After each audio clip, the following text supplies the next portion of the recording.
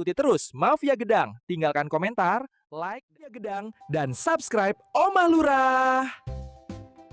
Keseruan keluarga penuh misi dan edukasi. Ada podcast keluarga fiktif. Namanya Mafia Gedang. Haha, iya. Mafia Gedang. Kedengerannya aja udah unik ya. Betul. Jadi mereka pakai metafora keluarga yang solid kayak mafia gitu, tapi buat bahas isu sehari-hari. Plus ada humornya. Jadi misi kita hari ini, kita mau bongkar gimana sih format kreatif ini bisa dipakai buat nyampein pesan penting secara efektif. Khususnya ya soal nangkal berita bohong ini. Siap ya? Mari kita mulai. Siap.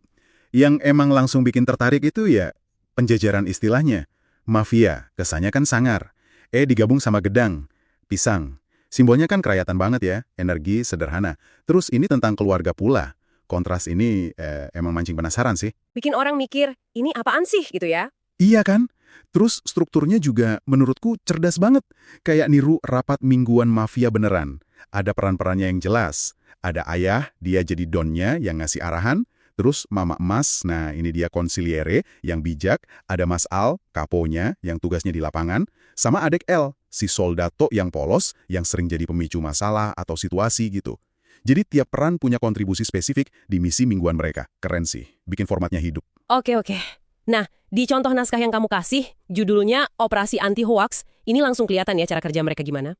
Misi kali ini kan buat ngelawan hoax yang lagi viral. Pemicunya juga, relevan banget sama kehidupan sehari-hari. Adik L jadi takut mau masuk pesantren. Oh, gara-gara video itu ya? Iya, gara-gara video viral santri ngesot merangkak gitu ke arah kiai. Terus ada adegan ngasih amplop juga. Nah, si Adik L ini sama Mas Al juga ternyata langsung nyimpulin, wah kiainya jahat nih, hidupnya mewah. Nah, gimana format mafia mereka ngerespon situasi gini? Nah, ini dia bagian menariknya. Mekanisme unik mereka jalan di sini. Ada segmen namanya laporan dari lapangan. Di situ Mas Al, si kapo, ngelaporin temuannya soal video viral itu, plus komentar-komentar negatif netizen. Jadi situasinya dipaparin dulu. Oke, jadi kayak ngumpulin info dulu ya. Betul. Abis itu, baru giliran Mama Emas, si konsiliere, si penasihat bijak ini, yang turun tangan ngasih klarifikasi. Di sini, mereka pakai istilah bagus, tabayun. Artinya kan memastikan kebenaran informasi. Jadi bukan cuma respon reaktif gitu aja, tapi emang udah bagian dari struktur cerita mereka. Jadi konteks budaya sama istilah tabayun ini jadi kunci ya di sini.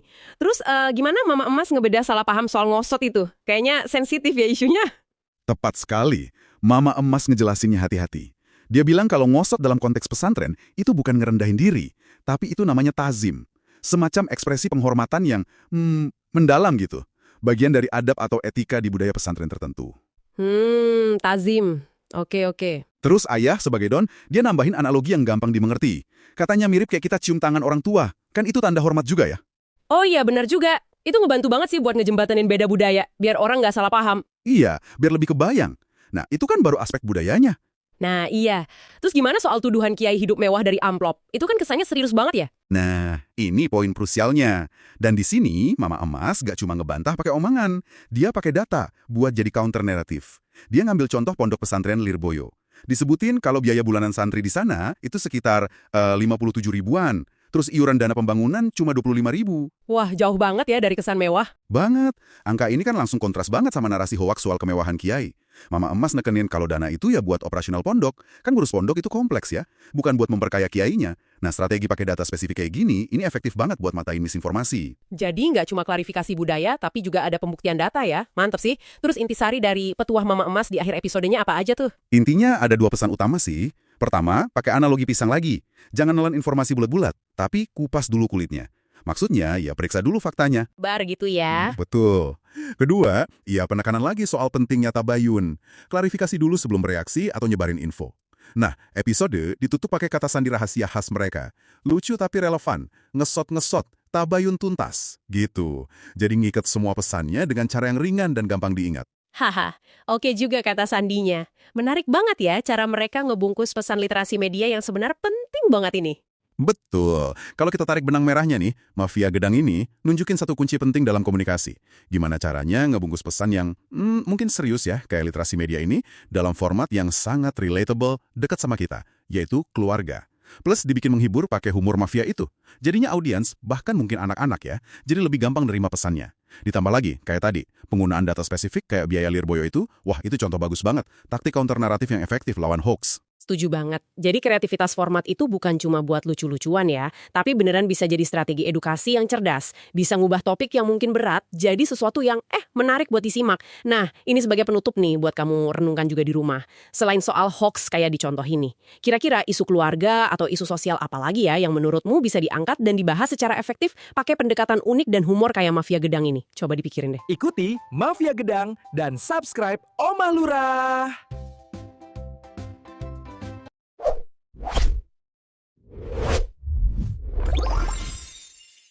Kita mau coba urai nih, materi yang Anda kumpulkan soal kehebohan kemarin. Iya, soal pesantren dan kiai itu ya, yang rame gara-gara tayangan TV, tapi terus ada video viralnya juga. Nah, betul. Fokus kita mungkin ke video viralnya itu ya, yang nunjukin santri sampai ngesot gitu kan pas salim ke kiai. Ada isu amplop juga disebut-sebut. Iya, dan itu langsung bikin heboh kan, kesannya jadi gimana gitu ya, aneh, mewah, terus penghormatannya dibilang berlebihan. Banget. Makanya, misi kita hari ini yaitu membedah narasi ini pakai fakta dan konteks dari sumber-sumber yang ada. Siap ya?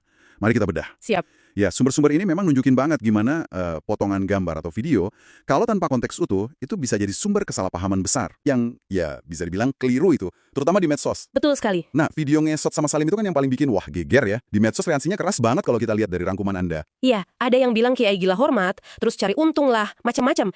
Sampai ada yang ngajak boykot stasiun TV-nya juga kan? Iya, kalau lihat sekilas aja tanpa tahu apa-apa di baliknya, emang kesannya bisa negatif sih. Nah, tapi di sinilah pentingnya konteks budaya yang sering hilang itu. Salah satu artikel yang Anda kasih itu kan menjelasin. Yang soal takzim itu ya. Iya, betul. Praktek cium tangan kiai, bahkan sampai posisinya rendah banget gitu. Itu namanya takzim. Dan ini bukan soal merendahkan diri loh ya. Oh, jadi lebih ke etika gitu. Persis. Bagian dari adab, tata krama santri lah. Tujuannya ya memuliakan guru yang ngasih ilmu buat nyari berkah. Berkah ya. Ritual gitu. Dari ilmu sama ridho gurunya. Sumber andal kan nyamain kayak anak cium tangan orang tua. Ah, iya. Masuk akal sih kalau gitu. Bentuk hormat bukan perbudakan atau gimana. Betul. Ini semacam kode budaya yang mungkin nggak semua orang di luar lingkungan pesantren itu Konteks budaya yang hilang, bukan gestur aneh semata. Nah, tapi kan ada lagi nih. Yang mana tuh? Kesalahpahaman lain yang nggak kalah viral juga di sumber Anda. Soal anggapan pesantren tuh mewah, biayanya mahal banget. Ini juga, wah menarik ini. Ah iya, narasi itu juga perlu diluruskan sih.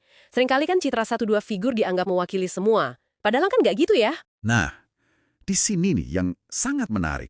Narasi mewah ini langsung dibantah pakai data spesifik dari salah satu pesantren besar yang ada di materi Anda. Lirboyo kan ya? Iya, Pondok Pesantren Lirboyo. Disebut di situ biaya bulanan syariahnya itu cuma sekitar berapa? 57 ribuan ya? Betul, sekitar Rp57.350 per santri per bulan. Dan itu udah mencakup macam-macam loh. Listrik, kesehatan dasar, kebersihan, pendidikan formal, diniyah, sampai iuran pembangunan. Wow, itu jauh banget ya dari kesan mewah atau mahal. Padahal fasilitasnya kan katanya lengkap ya? Iya, kalau lihat info di webnya, lirboyo.id, itu fasilitasnya cukup lengkap. Ratusan kelas, ada perpustakaan, bahkan rumah sakit sendiri. Rumah sakit sendiri? Wah, Ini kan benar-benar menjungkir balikan asumsi umum soal biaya pesantren ya. Justru menunjukkan tingkat aksesibilitas yang mungkin banyak orang nggak tahu. ini data kuat banget sih buat melawan generalisasi. Penting banget fakta biaya ini diangkat. Dan ini akhirnya ngebawa kita ke inti masalah yang ditekankan di sumber-sumber Anda itu. Soal tabayun ya, klarifikasi. Iya, pentingnya tabayun. Verifikasi informasi dulu lah sebelum kita bereaksi. Apalagi ikut nyebarin. Terutama kalau sumbernya cuma potongan video atau info sepihak yang, ya, provokatif gitu. Jangan buru-buru nyimpulin atau ikut marah gitu ya. Betul, jangan langsung ngejudge. Pesan saring sebelum sharing dari salah satu artikel Anda itu jadi relevan banget di sini ya. Kena banget. Pas banget. Nah, menariknya lagi nih, salah satu catatan Anda kan nyebutin kalau pihak stasiun TV-nya itu, Oh ya, yang nayangin program awal itu? iya, kabarnya udah minta maaf dan bilang mau belajar lebih dalam soal dunia pesantren. Ini kan langkah bagus ya. Positif sih itu. Hasil dari klarifikasi juga kan, meskipun mungkin telat ya setelah heboh dulu. Setidaknya ada itikat baik. Jadi, apa nih artinya semua ini buat Anda yang dengerin? Penyelaman kita kali ini nunjukin banget betapa krusialnya buat nggak nelen informasi mentah-mentah. Apalagi yang viral di medsos. Iya, di balik video atau narasi itu sering banget ada konteks budaya kayak takzim tadi, atau fakta konkret kayak biaya Lirboyo itu yang perlu kita gali dulu. Sumber. Anda pakai analogi bagus tuh. Informasi kayak pisang. Kupas dulu kulitnya baru makan isinya. Kulitnya yang pahit. Haha, iya juga ya. Jadi ingat pesannya, saring sebelum sharing. Nah, sebagai penutup nih, mungkin ada satu pertanyaan buat Anda renungkan sendiri nanti. Gimana sih kesadaran soal pentingnya klarifikasi atau tabayun ini bisa secara praktis ngubah cara Anda berinteraksi sama banjir informasi tiap hari? Terutama info yang sengaja mancing emosi kuat ya. Betul, itu mungkin sesuatu yang bisa Anda pikirkan lebih lanjut di luar diskusi kita hari ini. Ikuti Mafia Gedang dan subscribe Omah Lurah.